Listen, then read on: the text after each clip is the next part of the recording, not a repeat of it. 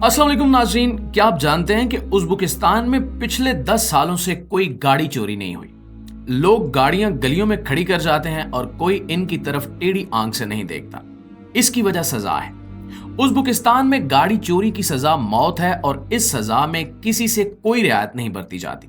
जबकि उज़्बेकिस्तान के मुकाबले में वफाकी दारुल हुकूमत इस्लामाबाद से रोजाना 3 गाड़ियां चोरी होती हैं और पुलिस बेबसी से दाएं बाएं देखती रह जाती है। हम अगर वजूहात में झांक कर देखें तो इंतहाई दिलचस्प हकायक सामने आते हैं। दोस्तों, कार चोरी के लिए 3 गिरोह काम कर रहे हैं: कार चोर, हैंडलर और कार सेलर।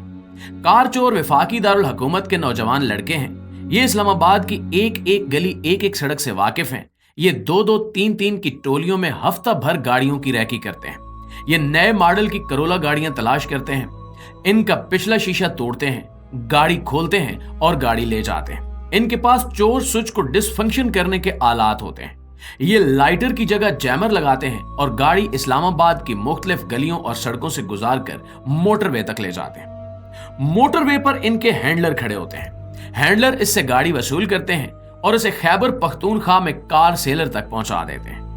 कार चोर और हैंडलर को इस कार्रवाई में 50-50 हजार रुपए मिलते हैं, जबकि कार सेलर ये गाड़ी 2.5 से 3 लाख रुपए में खरीदता है और ये उसका इंजन नंबर और चेसिस नंबर तब्दील करता है, इसके कागजात तैयार करता है और ये गाड़ी लाहौर और कराची में बेच दी जाती है। ये कारोबार कई बरसों से जारी है, लेकिन आज तक इस रैकेट का कोई मुलजिम नहीं पकड़ा गया। क्यों नहीं पकड़ा गया? इसकी वजह वो बाअसर लोग हैं जिनका हाथ इस रैकेट के सर पर है। प्यारे दोस्तों, पुलिस ने एक बार मरकजी मुलजिम को पकड़ने की कोशिश की, लेकिन ये मुलजिम के करीब पहुंची तो पता चला कि मुलजिम की गाड़ी पर वजारत का झंडा लगा था और उसके आगे और पीछे FC की 4-4 गाड़ियां थी। चुनांचे पुलिस सैल्यूट करके वापस आ गई। कराची और लाहौर की सूरत हाल भी मुख्तलिफ नहीं है। कराची और लाहौर से गाड़ियां चोरी होती हैं, हाईवे और मोटरवे के जरिए कबायली इलाकों में पहुंचती हैं और शनाख्त की तब्दीली के बाद नए गाहकों को बेच दी जाती हैं। चोरी शुदा गाड़ियों के कागजात और नंबर हुकूमत के मुख्तलिफ इदारों तक पहुंचते हैं और ये इदारे ये नंबर नॉन कस्टम पेड गाड़ियों पर लगाकर मुल्क में दंदनाते फिरते हैं और कोई इनसे एक लफ्ज तक नहीं पूछ सकता। ये कानून की खिलाफ वर्जी की सिर्फ एक मिसाल थी और अब आप अपने दिल और दिमाग पे हाथ रखकर दूसरी मिसाल भी सुन लीजिए। नाज़रीन, कराची पाकिस्तान का सबसे बड़ा और खुशहाल तरीन शहर है। ये पाकिस्तान का दिल कहलाता है, लेकिन ये आज अपनी लाश का नोहा बन गया है। कराची में पिछले 10 बरसों में 11,000 लोग कत्ल हुए। 4 बरसों में 6,900 लोग मारे गए, जबकि सिर्फ एक साल में 1,823 लोग टारगेट किलिंग का शिकार बने। इस महीने 88 लोग मारे गए। शहर की हालत यह है कि गलियों से अचानक लोग निकलते हैं, इनके सामने जो भी खड़ा हो उसे गोली मारकर इत्मीनान से घर चले जाते हैं और लाश देर तक सड़क पर पड़ी रहती है। ताजरों, सनतकारों, दुकानदारों, सरमायाकारों, हत्ता के सियासतदानों तक को भत्ते की पर्चियां मिलती हैं और वो शख्स पर्ची पर लिखे नंबर्स पर राब्ता करने के लिए भी मजबूर होता है और मुतालबा मानने पर भी। भत्ते की कार्रवाई इस कदर फैल चुकी है कि अब गैर मुल्की सरमायाकारों से भी भत्ता मांगा जाता है और ये भी जान, माल और आबरू बचाने के लिए मुतालबा मानने पर मजबूर है। नाज़रीन, कराची के मुख्तलिफ इलाके मुख्तलिफ गिरोह में तकसीम हैं और हर गिरोह अपने इलाके में रहने वालों से प्रोटेक्शन मनी के नाम पर भत्ता वसूल कर रहा है, मगर हुकूमत खामोश बैठी है। ये खामोशी सियासी मसलियत का नतीजा है। कराची में 3 बड़ी सियासी जमातें हैं: पाकिस्तान पीपल्स पार्टी, MQM और ANP, और ये तीनों कोलिशन पार्टनर्स हैं। पाकिस्तान पीपल्स पार्टी और MQM सिंध और वफाक दोनों हुकूमतों में इत्तेहादी हैं, जबकि ANP वफाक में जमहूरियत का सतून है। इन तीनों जमातों के रैकेट कराची में सरगर्म है। इन तीनों ने शहर को आपस में तकसीम कर रखा है और हुकूमत सिर्फ अपना इक्तिदार बचाने के लिए खामोश रहती है। ये अगर पे रोल पर रिहा होने वाले मुलजिमान की गिरफ्तारी का फैसला करती है तो अपनी बड़ी इत्तेहादी जमात नाराज हो जाती है और पाकिस्तान पीपल्स पार्टी का सिंध और वफाक दोनों में इक्तिदार लरजने लगता है और कराची बड़ी तेजी से शिया सुन्नी में भी तकसीम हो रहा है।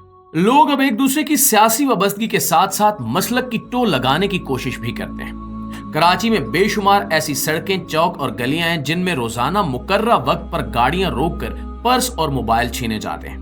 कराची में अवाम इन जराइम को नफ्सियाती तौर पर कबूल कर चुके हैं। आज कराची का हर शहरी 2 मोबाइल और 2 पर्स लेकर घर से निकलता है।